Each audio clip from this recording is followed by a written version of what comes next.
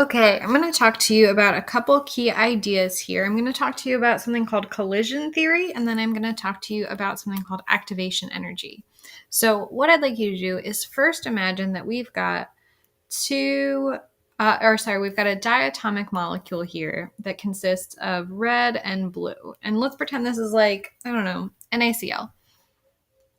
And we have another molecule that's also diatomic over here. So we have these two molecules, both are bound together.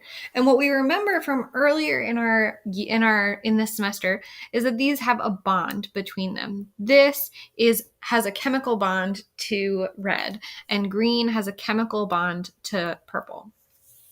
So if I want to see a chemical reaction happen, let's say my products look like this.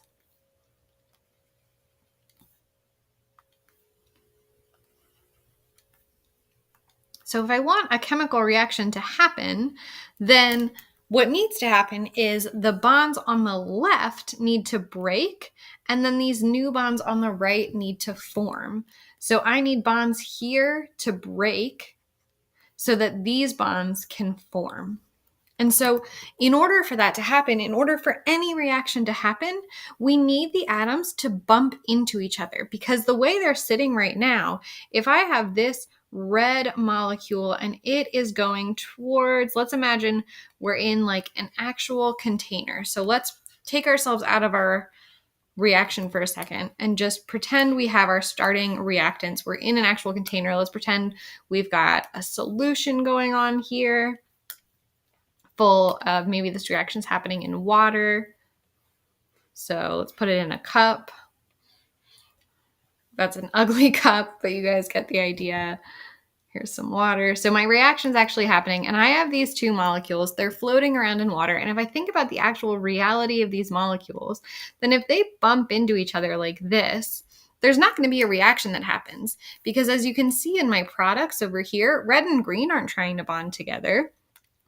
My red and purple are what end up bonding together, and my green and blue bond together. So not only do they have to bump into each other, but they have to bump into each other in just the right way. So if they bump into each other like this, nothing's going to happen, because red doesn't want to bond with green. But if they bump into each other, and I'll say if they bump into each other like this, again, nothing will happen because purple and blue aren't going to bond. But if they happen to bump into each other just right, like this or like this, then we reach what's called a transition state, which is what I have going on here. So my transition state looks like this, where I have all the pieces oriented correctly. They've bumped into each other. And now these bonds here can break, while these new bonds form right here and right here. And so then these can break apart, and I'll have my products. Now I've got my red-purple product and my blue-green product. So a couple of things happened there. I know my diagram got pretty messy, but a couple of important things happened there. So number one, my molecules had to bump into each other. They have to collide with one another. And then we said not only do they have to collide, but they also have to collide in the correct orientation. If they collide in the wrong direction, if they collide where the atoms that aren't trying to make a new bond bump together, then nothing is going to happen. So the molecules have to collide in the correct orientation. And then there's actually one more factor here. So if I go back to my transition state, but when I've got everything kind of hanging out together, but not quite a new bond, not quite breaking my old bonds, when it was kind of like this, let's say that when I had my starting materials, they bumped into each other, but they did so really slowly, like this. Instead of bumping into each other in the right orientation really fast. They bump into each other, it's in the right orientation, but it's really slow. Well, then we're actually not even going to have enough energy to break these starting bonds that we had. So those bonds aren't even going to break unless we hit pretty hard. So the third factor I have here is that my molecules must actually collide with enough energy, which in this case is going to be kinetic energy, so they have to hit each other fast enough.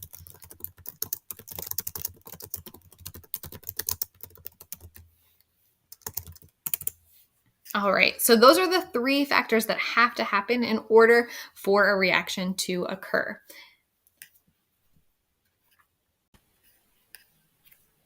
All right, so then what we can actually kind of think of our reaction kind of mechanism as is this is our in-between state. These are our products, and what we started out with were my blue, red,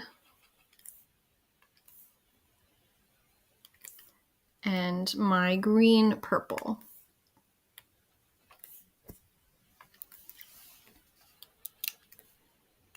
So we can kind of think of our whole reaction as actually we have our reactants, and then we have our products, and then we have this transition state, which is this place we get to in between when we haven't quite turned into our products, but our molecules have collided and they've done so in the correct orientation. And the amount of energy that they have to get to this state, that's going to be called my activation energy. So the amount of energy, amount of energy required to get here equals, and I'm going to write it like this, a big E with a little subscript a. That's our abbreviation for activation energy, E with a little a. So inside my container, I have my reactants. They bump into each other in just the right way.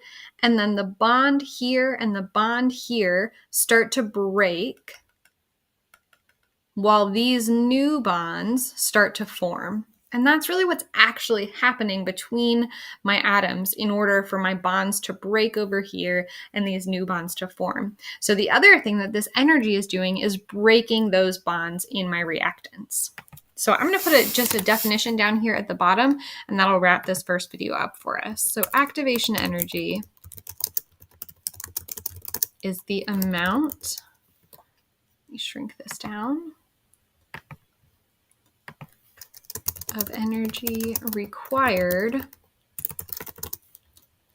for a reaction to occur.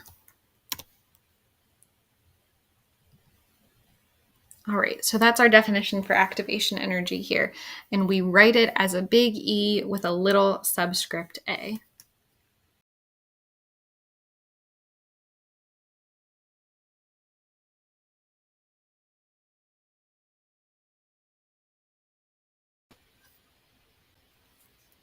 All right, so I've got that same chemical reaction model over here. I've cleaned it up a little bit. I have my red-blue molecule bonded together, and I have my green-purple molecule bonded together. Those are my reactants. As they collide in this kind of direction into each other, they collide like this. As that happens, we get to this transitional state where my bonds here and here start breaking, and my bonds here and here start forming. So we hit that transition state. We're in the right orientation. We're taking up energy to break bonds, and we're using energy to make new bonds. And so we're going to talk a little bit more about this reaction in terms of energy.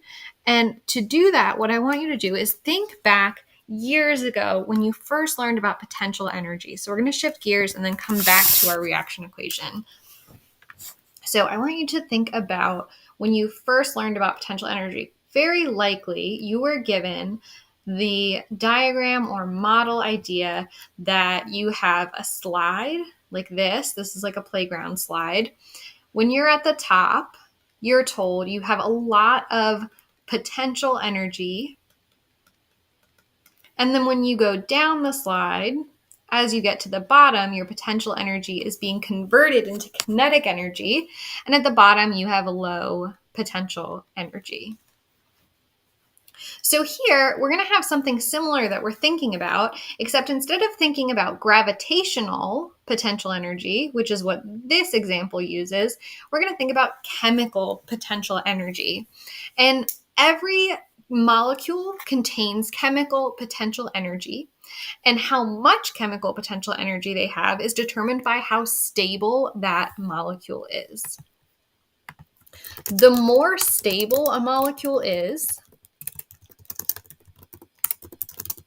the less potential energy it has. And the reason for that is kind of similar to the example with the slide, actually.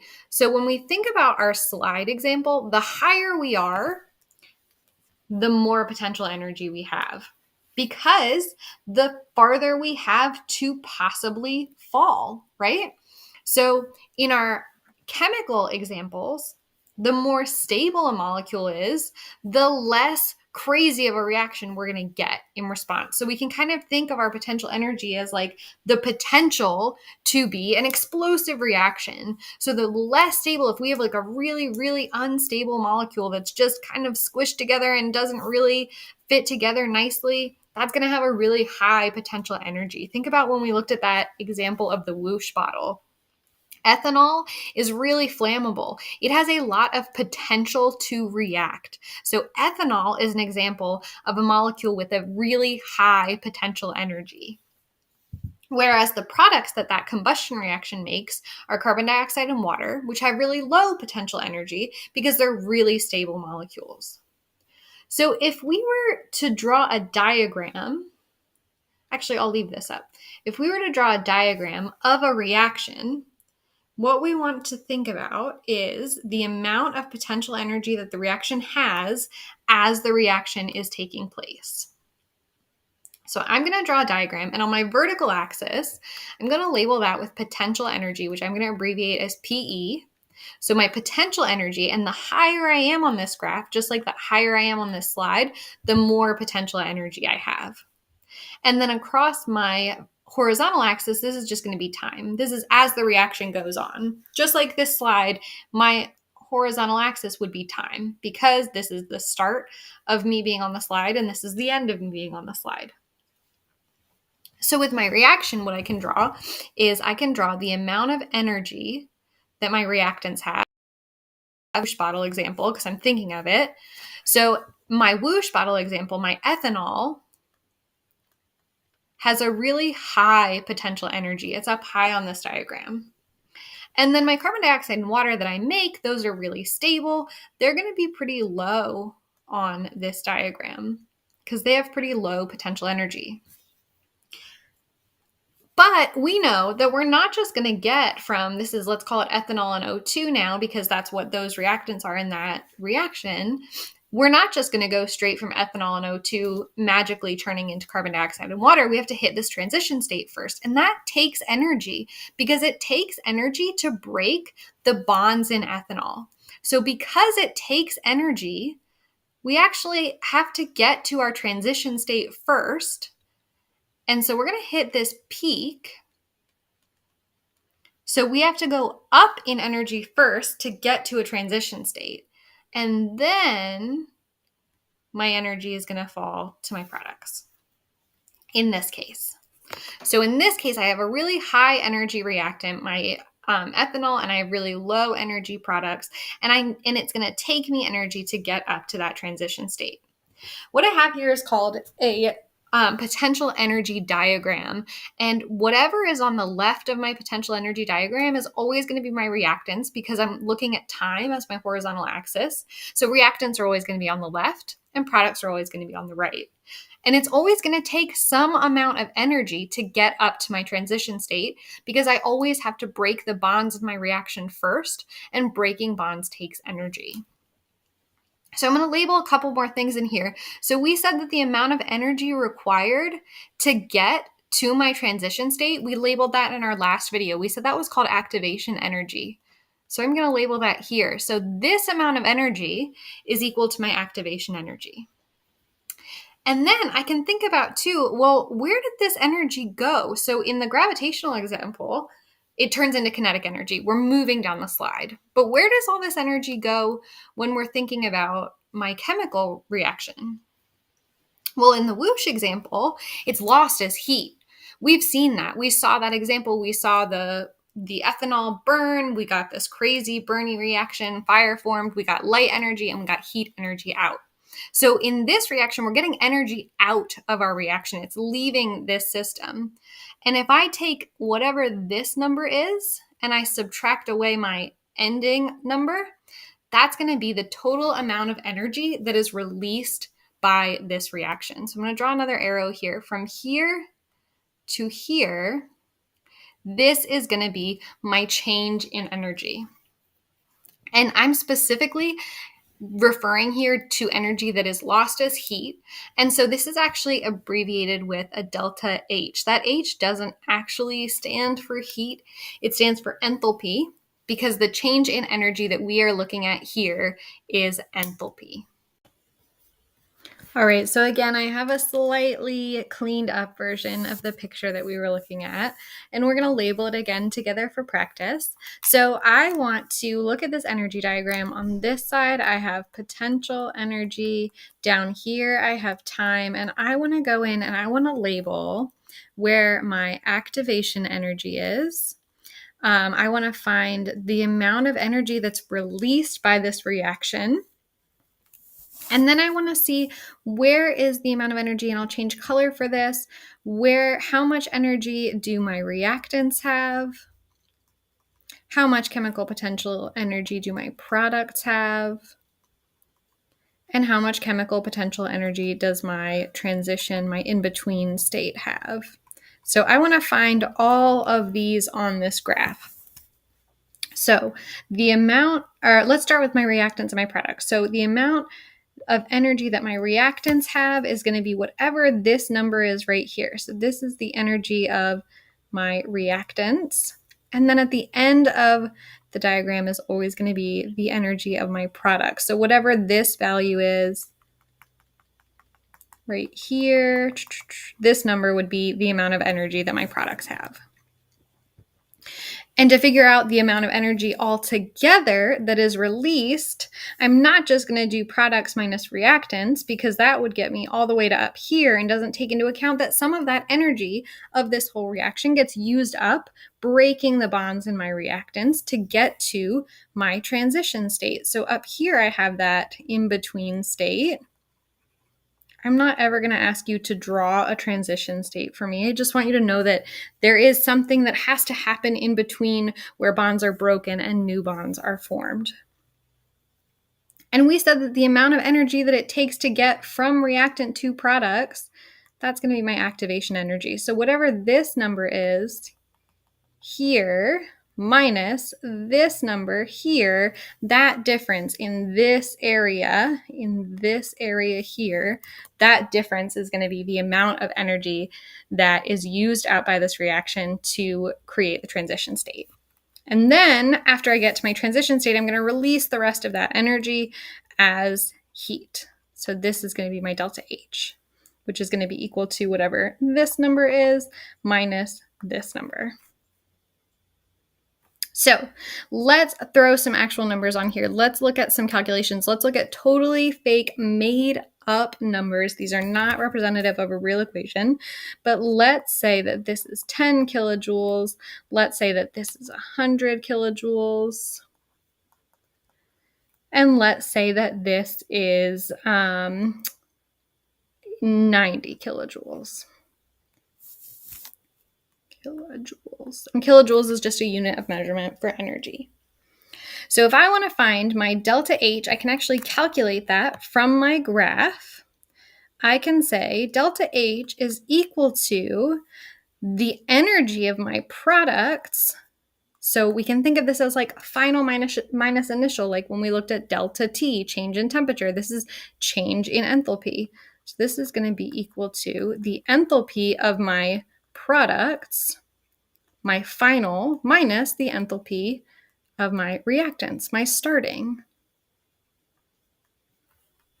So the enthalpy of my products in this example is 10 kilojoules. minus the enthalpy of my reactants was 90 kilojoules. Since my reactants had more energy than my products, I'm getting a negative number here. And I'm going to make a note of that a negative delta H means energy released as heat. And this happened because the amount of energy in my products was less than the amount of energy of my reactants. So when the amount of energy that my products have is lower than the amount of energy I started with my reactants, that means that energy is being lost to the system. It's leaving as heat, just like in my fire whoosh bottle example. This is called an exothermic reaction.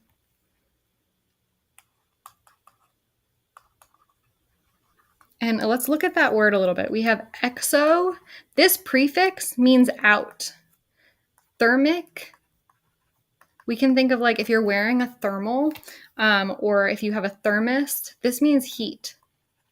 So exothermic means that heat is going out. So we have an exothermic reaction whenever the energy of the products is less than the energy of the reactants. That is an exothermic reaction. It means that heat is released. If you touch an exothermic reaction, it is hot. If I look at the whoosh bottle example, it's releasing fire. That's very exothermic. That is a lot of heat coming off. So exothermic reactions release heat out. They have a negative enthalpy, and the energy of their products is less than the energy of their reactants. And they look like this on a graph. But not all reactions release heat. So I have another diagram on the right, and I'm going to kind of just draw a separator here. So this was our exothermic reaction over on this side, and now I'm going to draw another type of reaction on the right. So we said that the reason that my reactants on the exothermic reaction, the reason my reactants had a pretty high potential energy was because we were starting with a relatively unstable molecule compared to our products. So my reactants were less stable. That means they had more potential to react. So they had a higher potential energy. But sometimes I start with a more stable reactant that's down here. So I start with a reactant that's really stable. So its energy is going to be down here. And then I end up with something that's less stable. I'm like a mad scientist. I'm making something explosive. I'm making an unstable product here as compared to my reactant. So here in this situation, my reactants were more stable, which means that they had lower energy. They had less potential. They're really stable. They don't want to react. They're happy the way that they are. My products have pretty high potential energy. They are less stable, ready to react, lots of potential there. So to get to my transition state, to get all the way up to my products, I need to break really stable bonds. I need to break the bonds of a really stable, happy, low energy molecule. That's going to take a ton of energy. I don't like the curve on that. So my transition state is going to be up really high, and that's probably too high. Let me try it from this side. That's a nice curve. Okay, there we go.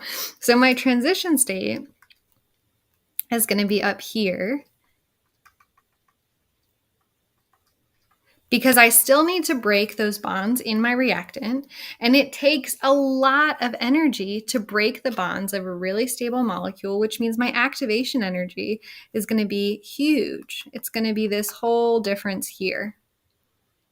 So the amount of energy that it takes to break the bonds to get to my transition state is really high. This has a much bigger activation energy. It takes a lot more energy to break the bonds of a low energy stable reactant. And then here, my delta H is going to be a net value. So then from here to here, I'm going to release energy back out, some of it. But most of the energy involved in this reaction went into that activation energy. And then here is going to be my delta H. So again, it's still going to be the energy of my products. So remember, delta H equals H products minus H reactants. So it's still going to be my products minus my reactants, but now we're going to end up with a positive number. If I had these same values, if this was at like, let's call this, now this would be my 90, this would be my 100 up where the transition state is, and then this is my 10. My products minus my reactants, my delta H is going to give me 90 minus 10. I'm going to get a positive 80. I don't need that plus, but just to kind of really make it clear. So this is what we call an endothermic reaction. Endo has the opposite prefix. So here we said exothermic meant out. Exo is out. Therm is heat. Endo means in. So this is heat in. If you touch an endothermic reaction, it's cold to the touch. And that's because instead of this energy being released as heat, this energy is being absorbed and used up to get to this transition state. And then a tiny bit comes back out, but our net is all of this. So we've taken in way more energy than we've let out. So we are going to have energy going into the system. It's taking heat in. My challenge for you guys, take a water bottle, pour some vinegar in it, pour a little baking soda in it, and then hold the water bottle. The reaction between vinegar and baking soda making carbon dioxide, that's an endothermic reaction. It will feel cold to the touch. So you will feel that reaction pulling in heat from your hand and using that heat energy to create its transition state in order to make carbon dioxide. So again, just to recap, my exothermic reaction is going to look like this on the left, where we have our reactants up at the top, our products down at the bottom. And then my endothermic reaction is going to look like the one on the right with the reactants on the bottom and the products up on top. Either way, we've got to get to a transition state. And we're going to get a negative enthalpy for an exothermic reaction and a positive enthalpy for an endothermic reaction.